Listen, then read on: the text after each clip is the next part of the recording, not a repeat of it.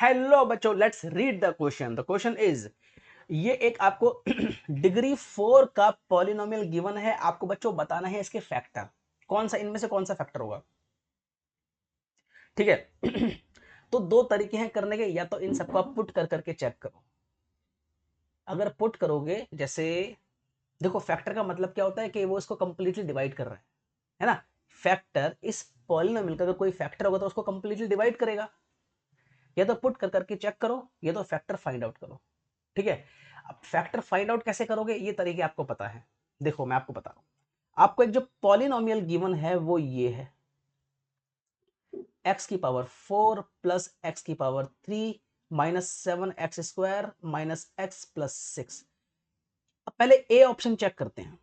x+1 एक factor होगा नहीं होगा, तो क्या करूं भाई, फैक्टर का मतलब है कि ये x+1 इस px को कंप्लीटली डिवाइड करेगा।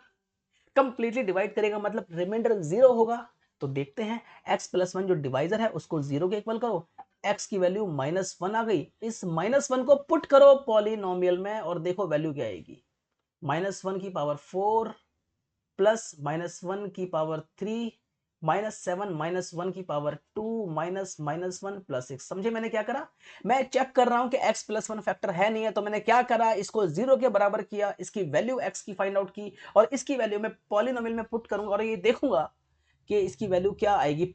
पॉलिनोमियल का आंसर क्या आएगा फाइनली सॉल्व करके, 1 -1 -7 +1 +6।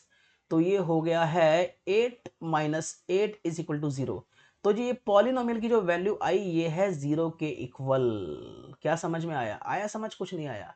पॉलिनोमियल की वैल्यू 0 के बराबर आ गई, इसका मतलब ये हुआ yes x+1 is a factor, है ना। x+1 is factor of px। उसी तरह बी ऑप्शन चेक कीजिए।